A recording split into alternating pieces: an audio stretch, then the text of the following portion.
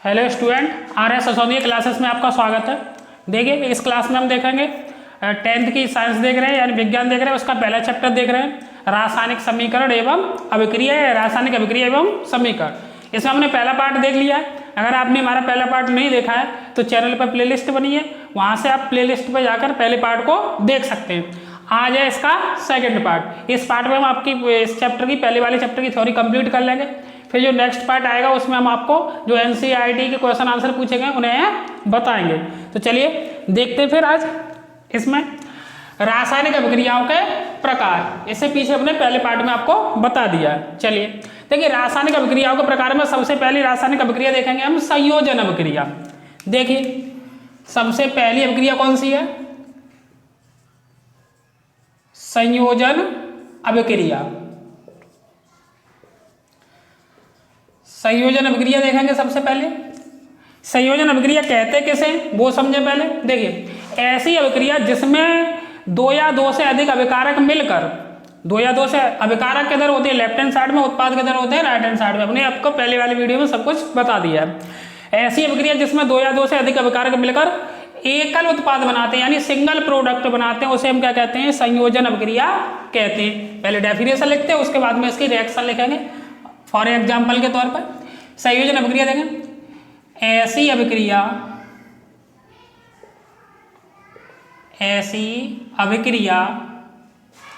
जिसमें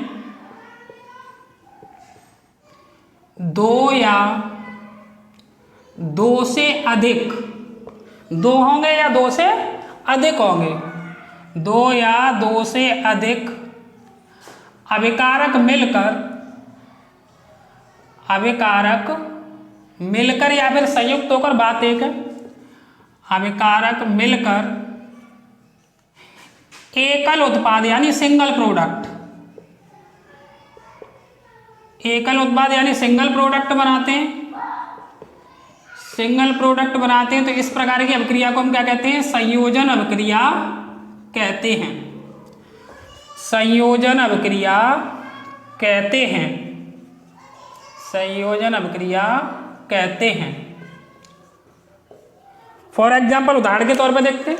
देखिए उदाहरण में समझें, जैसे कि देखिए कार्बन प्लस ऑक्सीजन, तो इसमें क्या है आपका दो या दो से अधिक आपके अभिकारक होने चाहिए। तो कार्बन और ऑक्सीजन ये क्या है? तुम्हारे अभिकारक है, और ये मिलकर क्या बना देते हैं? कार्बन डाइऑक्साइड, यानी सिंगल प्रोडक्ट ही तो बना रहे हैं और कोई दूसरा प्रोडक्ट तो बन नहीं रहा है। C+O2 क्या है? ये अभिकारक है, दोनों अभिकारक, ये दोनों अभिकारक है, और ये क्या आपका उत्पाद है। ये दो या दो से अधिक होने चाहिए, ये भी अभिकारक है और ये भी अभिकारक है, दोनों ने कंबाइंड होकर एक सिंगल प्रोडक्ट बना दिया। तो इस प्रकार की अभिक्रिया को क्या कहते हैं? हम संयोजन अभिक्रिया कहते हैं। ये पहला एग्जांपल है। दूसरा एग्जांपल समझ लेना रिएक्शन के थ्रू, जैसे कि H2 प्लस O2, हाइड्रोजन और ऑक्सीजन मिलकर क्या बनाते हैं? जल का निर्माण करते हैं। सिंगल प्रोडक्ट किसका निर्माण हो रहा है? जल का निर्माण हो रहा है। ये भी अभिकारक है, ये भी अभिकारक, और ये क्या आपका उत्पाद है, सिंगल प्रोडक्ट है।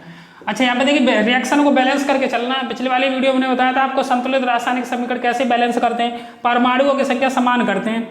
इधर देखिए ऑक्सीजन के कितने हैं? दो। इधर ऑक्सीजन का कितना है? एक। तो पहले दो बनाओ, ऑक्सीजन के दो हो गए, हाइड्रोजन के कितने हो गए? दो दूनी चार परमाणु हो गए। इधर हाइड्रोजन के कितने? दो। तो 2 से बैलेंस करके हाइड्रोजन कितने कर देंगे हम? 4 कर देंगे। तो ये भी अभिकारक है, ये भी अभिकारक है, ये सिंगल प्रोडक्ट है। देखिए अच्छा सेकंड रिएक्शन देखते हैं। ये कौन सी अभिक्रिया थी? संयोजन अभिक्रिया। दूसरा देखें, इसी में आती है कि ऊष्माक्षेपी अभिक्रिया किसे कहते हैं। इसी में देख लेते हैं। देखिए दूसरी है ऊष्माक्षेपी अभिक्रिया। ऊष्माक्षेपी अभिक्रिया। देखिए ऊष्माक्षेपी अभिक्रिया में क्या होगा? ऐसी अभिक्रिया जिसमें प्रोडक्ट के साथ, उत्पाद के साथ ऊष्मा भी क्या होती है? ऊष्मा का भी उत्सर्जन होता है। दोबारा सुन लें, ऊष्माक्षेपी अभिक्रिया किसे कहते हैं? कि ऐसी अभिक्रिया जिसमें उत्पाद के साथ में क्या होता है? ऊष्मा का उत्सर्जन होता है या ऊष्मा प्राप्त होती है, उसे हम कहते हैं ऊष्माक्षेपी अभिक्रिया। चलिए लिखते हैं, फिर एक उदाहरण लिखेंगे इसके ऊपर। देखिए ऐसी अभिक्रिया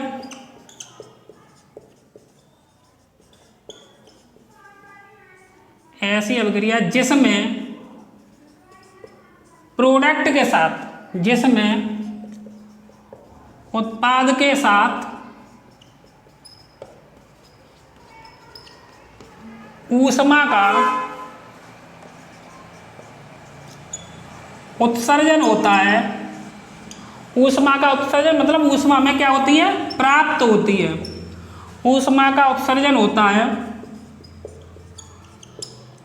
कौन सी अभिक्रिया कहलाती है, ऊष्मा क्षेपी अभिक्रिया कहलाती है। क्षेपी अभिक्रिया कहलाती है। यानी प्रोडक्ट के साथ में क्या हो, ऊष्मा का उत्सर्जन हो अर्थात ऊष्मा प्राप्त हो, क्या कहलाती है, ऊष्मा क्षेपी अभिक्रिया कहलाती है। देखिए उदाहरण के तौर पर रिएक्शन के थ्रू समझ लेते हैं इस बात को। एक होती है ऊष्मा क्षेपी, ऊष्मा शोषी को भी आपको अभी ये बता देते हैं, समझा देते हैं, क्योंकि थोड़ा सा अंतर होता है। ऐसी अभिक्रिया जिसमें यहाँ पे क्या हो रहा है, ऊष्मा का उत्सर्जन, और जिसमें ऊष्मा निकलती है तो ऊष्मा क्षेपी, और ऊष्मा ग्रहण होती है तो ऊष्मा शोषी अभिक्रिया होती है वो। देखिए इसका एग्जाम्पल, जैसे कि आपने देखा होगा प्राकृतिक गैस अर्थात मेथेन, मेथेन गैस को ऑक्सीजन के साथ में जलाएं, यानी मेथेन गैस का दहन करें तो ऑक्सीजन के साथ ही दहन होता है हमेशा।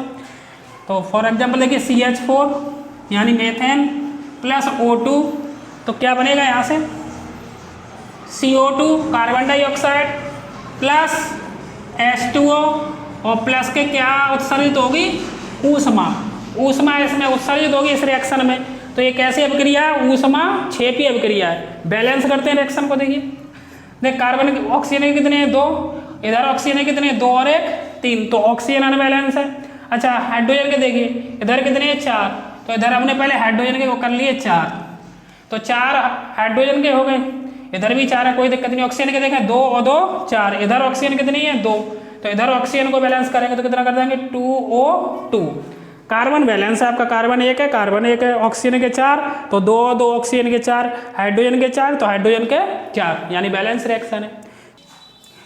एक पॉइंट और याद रखना आपको, जो श्वसन होता है वो एक ऊष्मा क्षेपी अभिक्रिया होती है। इस बात को और लिख लें, इंपॉर्टेंट बात है। जो श्वसन है, श्वसन यानी जो हम सांस लेते हैं, श्वसन एक ऊष्मा क्षेपी अभिक्रिया होती है। ऊष्मा क्षेपी अभिक्रिया होती है। ठीक, पूछा जाता है कि श्वसन एक कैसी अभिक्रिया है, तो श्वसन एक ऊष्मा क्षेपी अभिक्रिया है। देखिए हमने संयोजन अभिक्रिया देख ली, ऊष्मा क्षेपी अभिक्रिया देख ली। अब देखते हैं तीसरा पॉइंट, वियोजन या फिर बोलते हैं अपघटन। बात एक है, वियोजन या फिर अपघटन अभिक्रिया। देखिए बात समझे, संयोजन का जस्ट उल्टा क्या होता है, वियोजन। तो जो संयोजन अभिक्रिया का जस्ट उल्टा अभिक्रिया कौन सी होती है, वियोजन अभिक्रिया होती है। संयोजन में क्या होता था कि 2 या 2 से अधिक अभिकारक मिलकर सिंगल प्रोडक्ट बनाते थे, तो वहां हो जाता था संयोजन। यहां पर क्या होगा कि सिंगल अभिकारक टूटकर 2 या 2 से अधिक क्या बनाता है, प्रोडक्ट यानी उत्पाद बनाता है, क्या कहलाता है, वियोजन यानी अपघटन अभिक्रिया कहलाता है। संयोजन में क्या होता था, ऊष्मा का उत्सर्जन होता था, इसलिए वहां पर कौन सी अभिक्रिया प्राप्त होती थी, हमें ऊष्मा क्षेपी अभिक्रिया प्राप्त होती थी। यहाँ वियोजन करने के लिए, अपघटन करने के लिए अभिकारक को तोड़ना पड़ेगा, तो यहाँ पर हमें ऊष्मा की आवश्यकता होगी, यानी ऊष्मा का शोषण होगा। तो वियोजन अभिक्रिया में होती है ऊष्मा शोषी अभिक्रिया, और संयोजन अभिक्रिया में होती है ऊष्मा क्षेपी अभिक्रिया। चलिए इस बात को लिखते हैं और समझ में आएगा, आपको क्लियर हो जाएगा। वियोजन अभिक्रिया में क्या लिखेंगे, ऐसी अभिक्रिया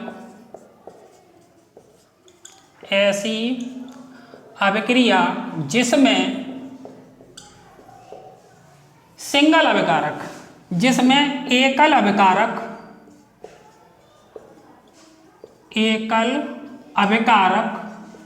टूटकर 2 या 2 से अधिक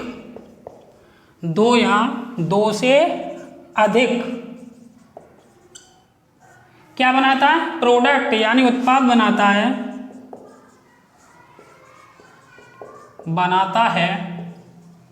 कौन सी अभिक्रिया कहलाती है, वियोजन अभिक्रिया या फिर अपघटन अभिक्रिया कहलाती है।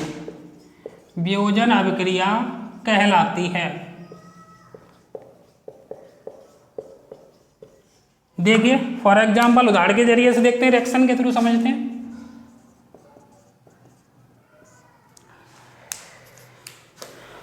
जैसे कि CaCO3 चूना पत्थर बोलते हैं इसे, क्या बोलते हैं? चूना पत्थर। इसे जब गर्म करते हैं तो किसमें ब्रेक हो जाता है? कैल्शियम ऑक्साइड CO में प्लस CO2 गैस में प्राप्त होता है। यानी देखिए ये सिंगल अभिकारक है और टूट कर क्या बनाता है?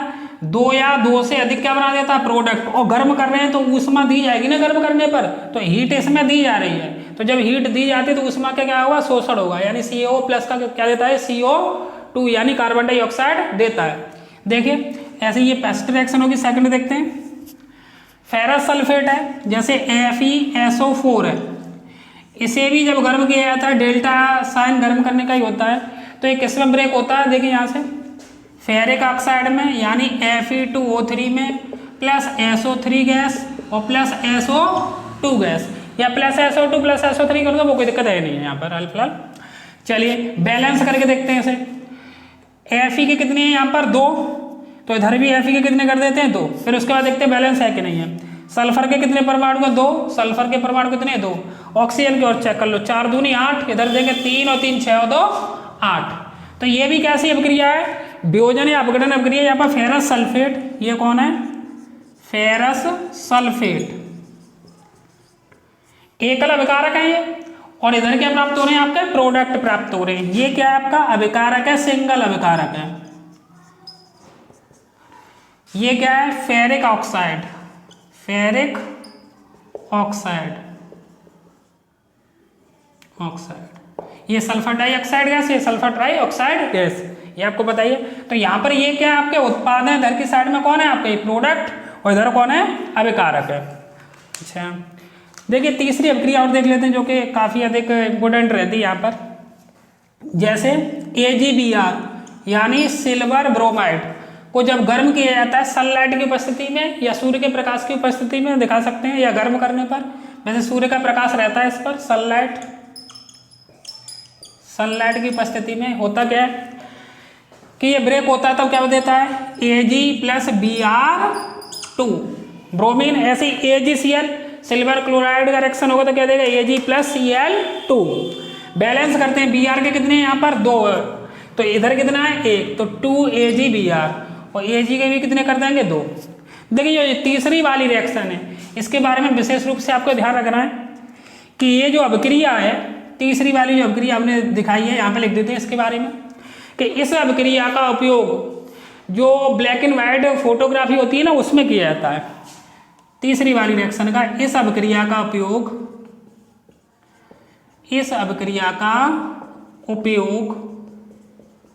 किसमें किया जाता है? श्वेत फोटोग्राफी में किया जाता है, याद रखना है आपको, ठीक है। श्वेत या ब्लैक एंड व्हाइट फोटोग्राफी में किया जाता है। ब्लैक एंड व्हाइट फोटो होते हैं ना, उसमें किस अभिक्रिया का यूज किया जाता है? इसी का AgBr यानी सिल्वर ब्रोमाइड को जब सनलाइट की उपस्थिति में या फिर अदर प्रकाश भी हो सकता है तो किसमें ब्रेक होता है? Ag+Br2 में। चलिए अच्छा इसमें देखिए हमने कौन सी अभिक्रिया, यहाँ पर क्या हो रहा है? सभी में देखिए गर्म करने पर ऊष्मा दी जा रही है, डेल्टा गर्म करने पर ऊष्मा दी जा रही है, सूर्य का प्रकाश हो या विद्युतों के द्वारा ऊष्मा दी जाए। तो इस वियोजन में कौन सी अभिक्रिया होती है? ऊष्मा शोषी। और संयोजन में कौन सी होती है? ऊष्मा क्षेपी। तो अभी यहाँ पे देख लेते हैं ऊष्मा शोषी अभिक्रिया देखते हैं।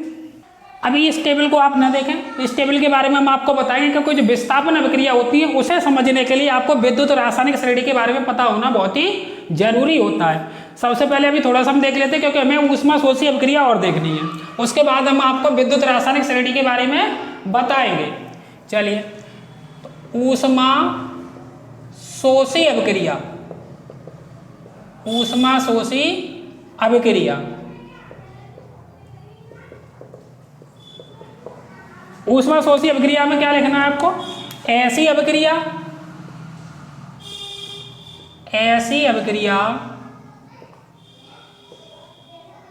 जिसमें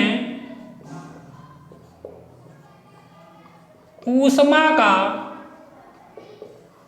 शोषण होता है या ग्रहण होती है। ऊष्मा का शोषण होता है शोषण अर्थात ग्रहण होती है, ऊष्मा शोषी अभिक्रिया कहलाती है। ऊष्मा शोषी अभिक्रिया कहलाती है, कहलाती है। संयोजन अभिक्रिया में हमें किसकी आवश्यकता पड़ी थी? ऊष्माक्षेपी अभिक्रिया की। वियोजन अभिक्रिया में, वियोजन अभिक्रिया में अभिकारक को तोड़ने के लिए, अभिकारक को तोड़ने के लिए ऊष्मा या फिर बोलते हैं ऊर्जा की आवश्यकता होती है, आवश्यकता होती है। इसलिए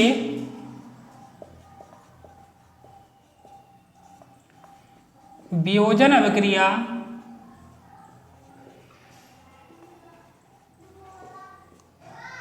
एक ऊष्मा शोषी अभिक्रिया है, ऊष्मा शोषी अभिक्रिया है। बात आपको समझ में आ गई होगी। सही। वैसे तो हमने वियोजन अभिक्रिया के एग्जाम्पल लिख लिए, चाहो तो इसमें भी एक एग्जाम्पल लिख लो उदाहरण के तौर पर। जैसे Ag और प्लस का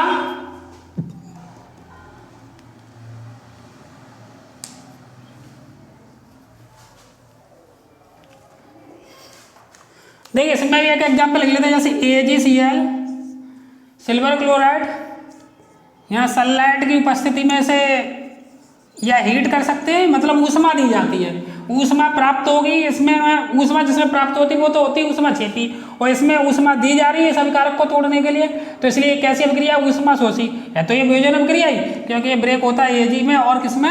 Cl2 में। 2AgCl कर देते हैं, 2Ag कर देते हैं, ठीक है ना। चलिए अब देखिए विद्युत रासायनिक श्रेणी का रोल क्या है, यहां से समझें। विद्युत रासायनिक श्रेणी, अगली अभिक्रिया आपकी विस्थापन अभिक्रिया। पहले हेडिंग डालते हैं जिससे क्लियर हो। विस्थापन अभिक्रिया, विस्थापन अभिक्रिया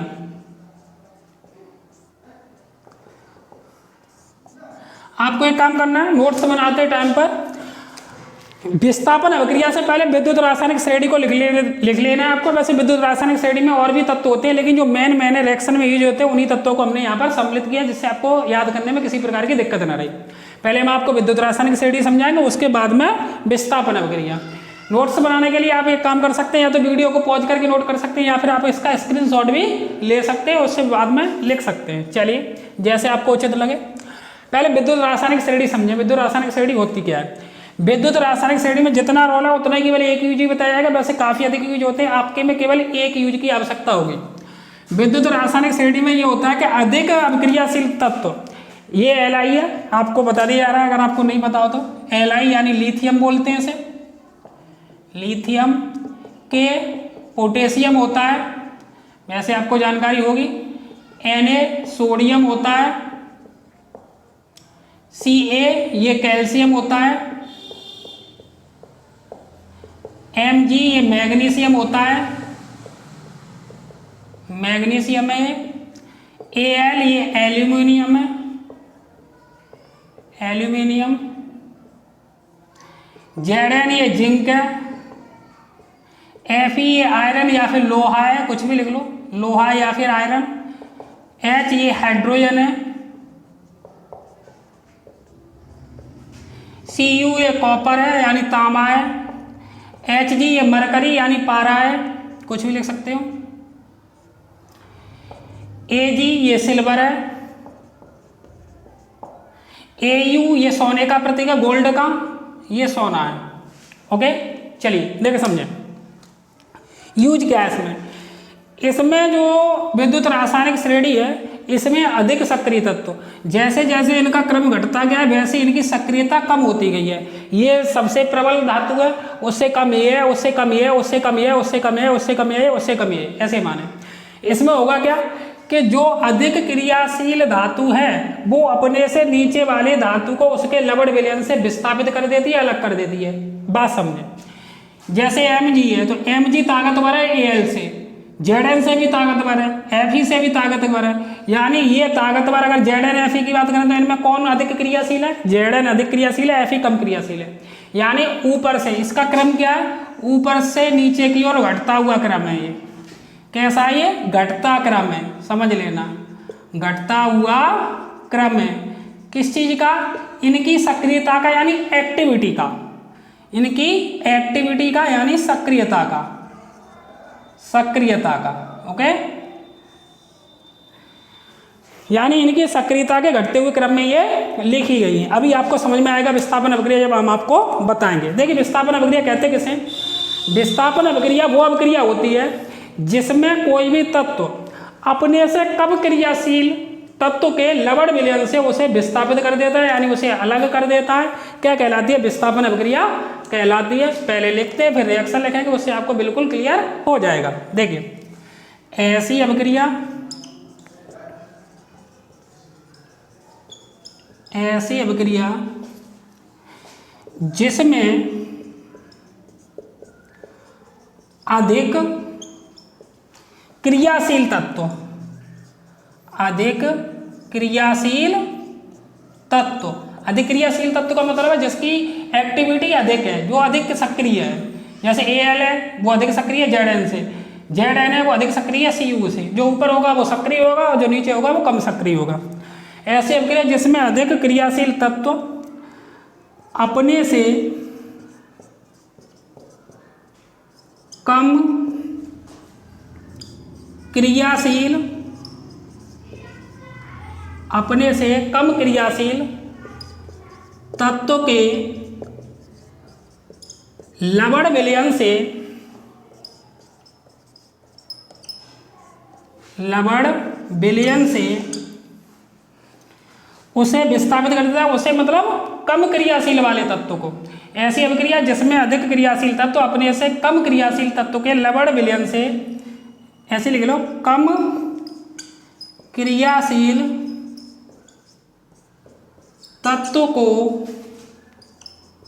विस्थापित कर देता है, यानी वहां से अलग कर देता है, विस्थापित कर देता है।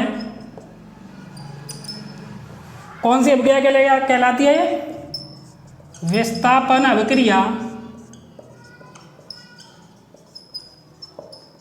अभिक्रिया कहलाती है। ओके, अभी उदाहरण के थ्रू आपको समझाएंगे, 2-3 रिएक्शन देंगे, उससे आपको बिल्कुल क्लियर हो जाएगा। ये आपकी वही लिखी है विद्युत रासायनिक श्रेणी, ये क्रियाशीलता का घटता हुआ क्रम लिखा हुआ है, जिससे कि अभी उदाहरण लिखेंगे उससे आपको क्लियर हो जाएगा। देखिए उदाहरण में हम पहली रिएक्शन लिखते हैं, फर्स्ट रिएक्शन। जैसे कि Cu या फिर ले लेते हैं, देखिए Zn प्लस CuSO4।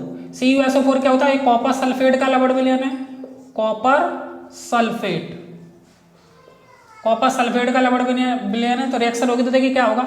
अब देखिए अभी रिएक्शन बताया आपको, डेफिनेशन बताई तो वो फॉलो होगी। इसमें क्या डेफिनेशन थी कि अधिक क्रियाशील तत्व कम क्रियाशील वाले तत्व के लवण विलयन से उसे विस्थापित कर देता है। क्या कहलाती है? विस्थापन अभिक्रिया कहलाती है। अब चेक करें इसमें, देखिए Zn ये लिखा हुआ है, ये तो Zn है, Cu कहाँ पर है? ये रहा। तो Zn ऊपर है, Cu नीचे है, तो इन दोनों में अधिक क्रियाशील कौन होगा? Zn। तो अधिक क्रियाशील तत्व उसके कम क्रियाशील वाले लवण विलयन से उसे क्या कर देता है? अलग कर देता है, और Zn जाके जुड़ जाता है, क्योंकि उसे विस्थापित करता है, अलग करता है, इसलिए कौन सी अभिक्रिया कहलाती है? विस्थापन अभिक्रिया कहलाती है। तो कैसी रिएक्शन होगी? Cu हट जाएगा, Zn यहाँ पे जुड़ जाएगा, तो ZnSO4 और प्लस का क्या हो जाएगा? Cu। तो कॉपर को विस्थापित कर दिया, इसलिए इस अभिक्रिया को कहते हैं विस्थापन अभिक्रिया। ये कॉपर सल्फेट का सॉल्यूशन है, और ये जो ZnSO4 प्राप्त हुआ, ये कौन सा सॉल्यूशन है? जिंक सल्फेट, जिंक सल्फेट लिख लेना, जिंक सल्फेट है ये। अच्छा देखिए सेकंड रिएक्शन देखते हैं। सेकंड रिएक्शन आपकी है, अभी हमने Zn लिया था, अभी ले लेते हैं, देखिए Fe ले लेते हैं आयरन को, यानी Fe, या फिर और कोई भी ले सकते हो, कोई दिक्कत नहीं है। Fe ले लेते हैं, देखिए Fe प्लस CuSO4, रिएक्शन में ये देखना है ये इससे अधिक क्रियाशील है कि नहीं है। तो देखो Fe तो ये रहा लोहा और Cu इसके नीचे है, तो ये अधिक क्रियाशील है, तो Cu को प्रतिस्थापित कर देगा, आपको जुड़ जाएगा खुद ही। तो क्या बना देगा ये FeSO4 और प्लस का Cu। ये क्या कौन सा सॉल्यूशन है? Copper sulphate. और क्या प्राप्त होगा यहाँ से उधर की साइड में, देखिए ये कॉपर सल्फेट सॉल्यूशन, ये कौन सा सॉल्यूशन बन जाएगा? आयरन सल्फेट का ये सॉल्यूशन बना देता है। अच्छा, थर्ड रिएक्शन ऐसी दिखाते हैं जो कि पॉसिबल नहीं है, जो हटा नहीं पाएगा। देखिए अगर ये बन जाते रिएक्शन Hg प्लस का CuSO4। अब देखिए इस रिएक्शन में Hg Cu से कहाँ पर है? नीचे, तो अधिक क्रियाशील कौन हुआ? Cu, और ये कम क्रियाशील है। तो अधिक ताकतवर वाला व्यक्ति तो कम ताकतवर वाले व्यक्ति को हटा सकता है, यहाँ पर उल्टा हो रहा है। ताकत किसकी है? Cu की, और इसकी ताकत कम है, तो कम ताकत वाला कैसे अधिक ताकत वाले को हटा देगा? तो ये वाली रिएक्शन पॉसिबल नहीं है, नो रिएक्शन। यहाँ पर कोई भी अभिक्रिया नहीं होगी क्योंकि ये कम क्रियाशील है, ये अधिक है। यहाँ अधिक ताकत इसमें थी, तो इसलिए कम ताकत वाले Cu को हटा दिया, इसलिए विस्थापन अभिक्रिया हुई है। अब आपको बिल्कुल क्लियर हो गया होगा। अभिक्रिया, जो अभिक्रियाओं के प्रकार है उसमें ये अंतिम अभिक्रिया आपकी ये मान के चले, फिर आपका उपचयन अपचयन और रिडक्स अभिक्रिया आएगी, वो अलग चीज होती है। इसमें जो अभिक्रिया को चल रहे हैं संयोजन वियोजन उस टाइप में। देखिए द्विविस्थापन अभिक्रिया किसे कहते हैं? ऐसी अभिक्रिया जिसमें आयनों का आदान प्रदान हो, जो अभिकारक होते हैं, ऐसी अभिक्रिया जिसमें अभिकारकों के बीच में किसका आदान प्रदान हो? आयनों का आदान प्रदान हो, क्या कहलाती है? द्विविस्थापन अभिक्रिया कहलाती है। और विस्थापन दो जगह होता है, इसलिए इसे द्विविस्थापन अभिक्रिया कहते हैं। अभी लिखते हैं, रिएक्शन लिखेंगे, उससे आपको क्लियर होगा। देखिए ऐसी अभिक्रिया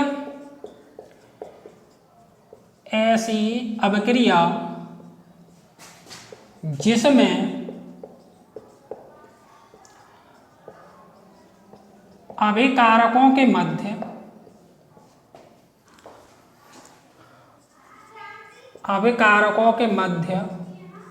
आयनों का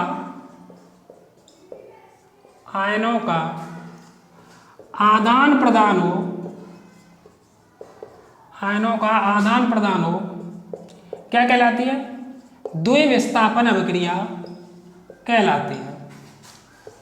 द्विविस्थापन अभिक्रिया कहलाती है। देखिए फॉर एग्जाम्पल उदाहरण से समझते हैं जिससे क्लियर हो।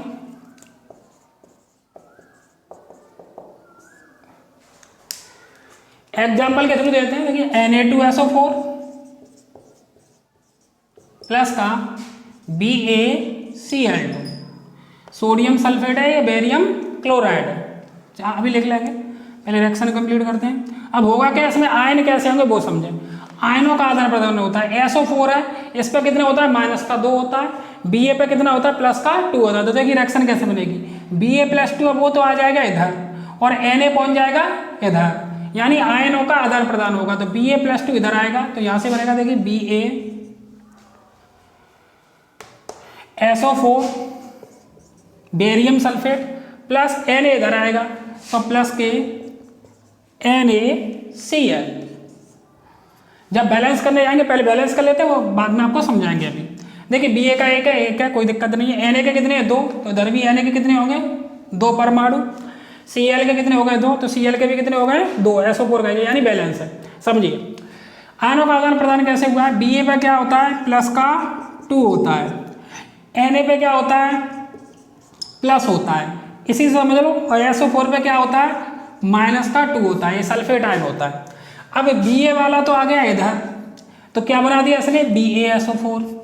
और Na पहुंच गया इधर, तो क्या बना दिया इसने? NaCl। ठीक है, इसे बोलते हैं सोडियम सल्फेट, इसे बोलते हैं बेरियम क्लोराइड, इसे बोलते हैं बेरियम सल्फेट, और इसे बोलते हैं सोडियम क्लोराइड। चाहो तो लिख सकते हो सोडियम सल्फेट, ठीक। और ये आपका बेरियम क्लोराइड,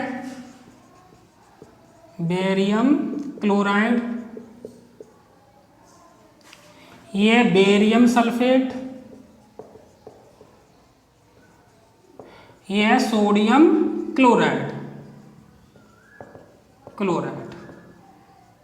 ओके, तो द्विविस्थापन अभिक्रिया क्या होती है कि ऐसी अभिक्रिया जिसमें आयनों का आदान प्रदान होता है द्विविस्थापन अभिक्रिया कहलाती है। दो जगह विस्थापन होगा, एक देखिए यहाँ पर, एक हो रहा है यहाँ पर, इसलिए होता है यहाँ पर डबल विस्थापन, डबल शिफ्टिंग हो रही है। चलिए अब देखते हैं उपचयन एवं अपचयन, ये क्या होता है। उपचयन एवं अपचयन, समझे। देखिए उपचयन एवं अपचयन में सबसे पहले हम उठाते हैं उपचयन को। उपचयन क्या होगा वो समझे। दो बातें, दोनों बातों समझ जाएंगे। ऐसी अभिक्रिया जिसमें उपचयन में क्या होगा, ऑक्सीजन में वृद्धि होगी और हाइड्रोजन में क्या होगी, कमी होती है। उपचयन में समझें, ऐसी अभिक्रिया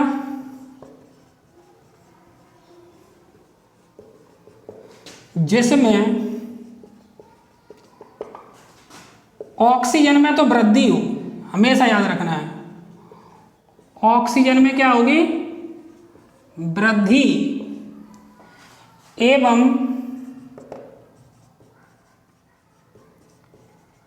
हाइड्रोजन में क्या होगी, कमी या फिर ह्रास।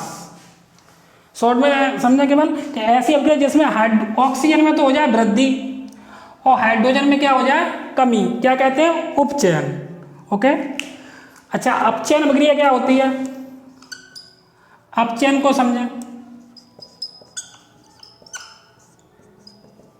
अपचयन, ये उपचयन है, ये कौन सी है, अपचयन है। तो अपचयन में क्या होगा कि ऐसी अभिक्रिया, जस्ट इसका उल्टा हो जाएगा, ये मान के चलें, जिसमें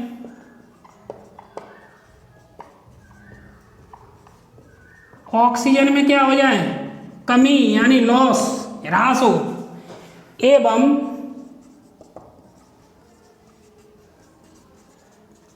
हाइड्रोजन में क्या हो जाए, हाइड्रोजन है ये, हाइड्रोजन में क्या हो जाए, वृद्धि। हाइड्रोजन में वृद्धि हो और ऑक्सीजन में क्या हो, कमी, वो अभिक्रिया होती है अपचयन।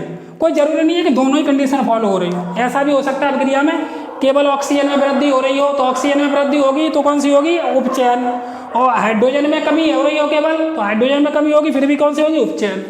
ऐसे अपचयन में समझें, केवल ऑक्सीजन में कमी हो रही है फिर भी अगर ऑक्सीजन में कमी आपको दिखाई दे रही है तो बोल सकते हैं अपचयन है। अगर आप ये देख लेते हो अभिक्रिया में हाइड्रोजन में वृद्धि हो रही है तो भी क्या होगी, अपचयन। और दोनों ही बातें हो रही हैं, ऑक्सीजन में वृद्धि हो, हाइड्रोजन में कमी हो, फिर भी उपचयन है।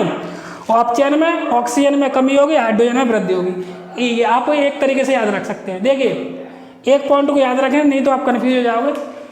हाइड्रोजन में अगर वृद्धि हो, ध्यान रखना है आपको, हाइड्रोजन में वृद्धि होगी तो अपचयन होगी हमेशा, और ऑक्सीजन में वृद्धि होगी तो हमेशा क्या होगी, वो उपचयन होगी। ओके, हाइड्रोजन के लिए याद रखें, हाइड्रोजन वृद्धि है तो अपचयन और ऑक्सीजन में वृद्धि है तो क्या होगी, उपचयन। अभिक्रिया देखते हैं, रेडॉक्स अभिक्रिया किसे कहते हैं कि ऐसी अभिक्रिया जिसमें उपचयन एवं अपचयन दोनों हो, क्या कहलाती है, रेडॉक्स अभिक्रिया कहलाती है। वही बात लिखी हुई है, ऐसी अभिक्रिया जिसमें उपचयन एवं अपचयन दोनों होते हैं रेडॉक्स अभिक्रिया कहलाती है। अब देखिए यहाँ पे अभी देखा कि उपचयन किसका हो रहा है और अपचयन किसका हो रहा है, एक बार अभी आपको बताया था वो लिख दे रहे हैं। देखिए ऐसे याद रखें, आप बात करें उपचयन की तो उपचयन को कैसे याद रखेंगे, उपचयन और एक होता है अपचयन। अपचयन, उपचयन में क्या होगा, ऑक्सीजन की वृद्धि होगी, ओके, और अपचयन में क्या होगा, ऑक्सीजन की कमी होगी, एक एक तरीके से। अच्छा, अपचयन में दूसरी बात हाइड्रोजन के लिए करें तो अपचयन में हाइड्रोजन में H में क्या होती है, वृद्धि होती है, और उपचयन में H में क्या होती है, कमी होती है। इस तरीके से आप याद रख सकते हैं, लाइन खींच देते हैं, दोनों बात अलग हो जाए। उपचयन में O में वृद्धि होगी, H में कमी होगी, अपचयन में O में कमी होगी, H में वृद्धि होगी। चलिए देखते हैं, फिर किसी से भी जो भी आपको मिल जाए उससे देख सकते हैं।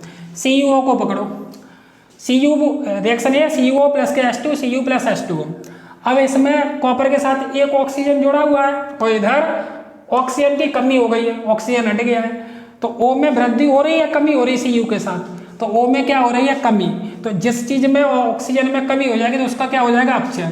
तो यानी CuO का तो होगा अपचयन, ओके, इसके जरिए से। अच्छा H2 देखें, H2 में तो वैसे कोई परिवर्तन नहीं, तो H2 से हाइड्रोजन से तो पता चलेगा नहीं।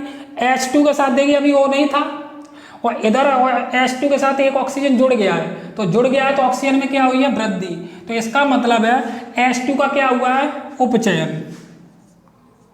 उपचयन और अपचयन है, उपचयन है, यहाँ पे हो जाता है, दोनों ही हो जाते हैं। उस अभिक्रिया को क्या कहते हैं, हम रेडॉक्स अभिक्रिया कहते हैं। तो ये कैसी अभिक्रिया है, रेडॉक्स अभिक्रिया है। H2O में O जुड़ा है, यहाँ से देखें, तो इसलिए इसका क्या हो रहा है, उपचयन हो रहा है। चलिए ऐसे इसमें देखते हैं, ZNO से Z हुआ है, O की क्या हो रही है, कमी, और जब O की कमी होगी तो इसका क्या हो जाएगा, अपचयन। यहाँ पर C के साथ O जुड़ रहा है, तो O की क्या हो रही है, वृद्धि, तो इसका क्या हो जाएगा यहाँ पर, उपचयन। और जब दोनों ही हो जाते हैं तो अभिक्रिया कैसी कहलाती है, फिर ये रेडॉक्स अभिक्रिया, रेडॉक्स अभिक्रिया कहलाती है।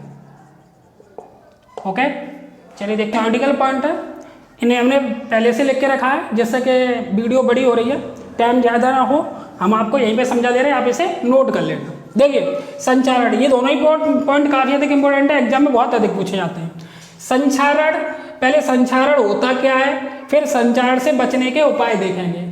ऐसे ही विकृत गंधता क्या होती है, फिर देखेंगे विकृत गंधता से बचने के उपाय। देखिए संचारण होता क्या है, जब कोई धातु, आपने देखा होगा, जब कोई धातु अपने आसपास अम्ल, एसिड है जैसे अम्लीय वर्षा भी होती है, या फिर कोई अम्ल उस पर गिर पड़े, आसपास अम्ल, आर्द्रता यानी या तो बारिश हो जाए या फिर नमी हो, आर्द्रता मतलब नमी हो, आदि के संपर्क में आती है, तब वह संचारित हो जाती है। संचारित का मतलब है कमजोर हो जाती है, उसका क्षय हो जाता है, संचारित हो जाती है। इस प्रक्रिया को हम क्या कहते हैं, संचारण कहते हैं। तो संचारण किसे कहते हैं, वही लिखना है आपको कि जब कोई धातु अपने आसपास अम्ल, आर्द्रता आदि के संपर्क में आती है तो वो क्षय होने लगती है, या उसका फिर संचारण होने लगता है। इसे ही हम क्या कहते हैं, संचारण कहते हैं। ये जो प्रोसेस है वही संचारण कहलाती है, धातु का क्षय होना।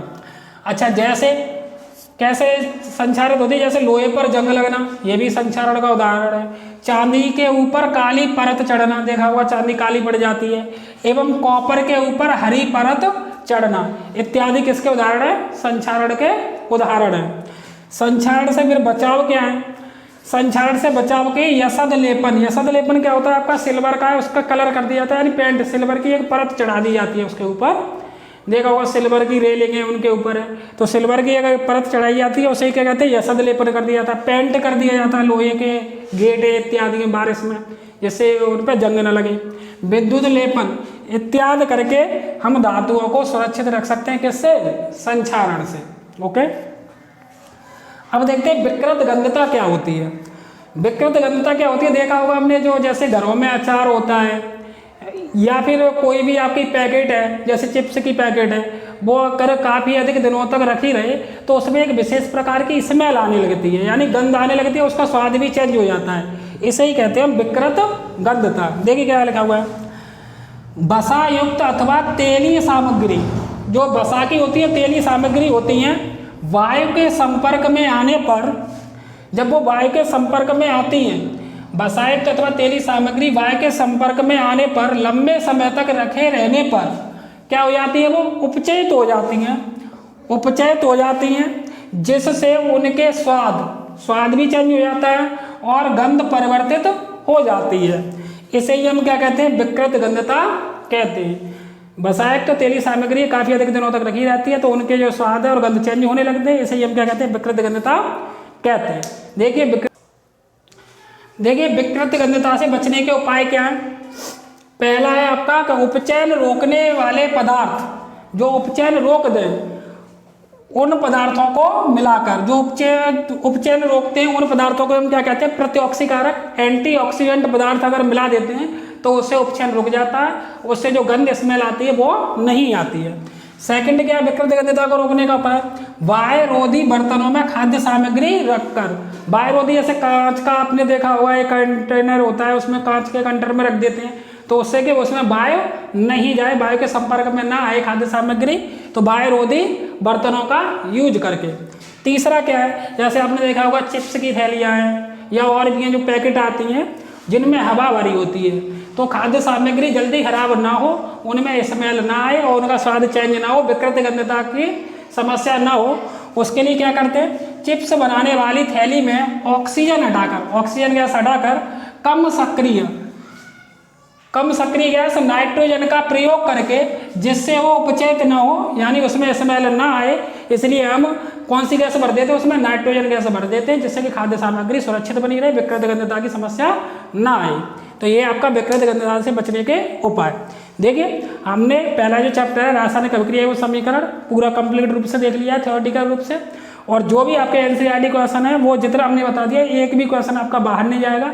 अगर आप क्वेश्चन करके देखोगे सभी क्वेश्चनों को आप कर लोगे, फिर भी हम आपको एनसीईआरटी के प्रश्न उत्तर भी आपको कराएंगे।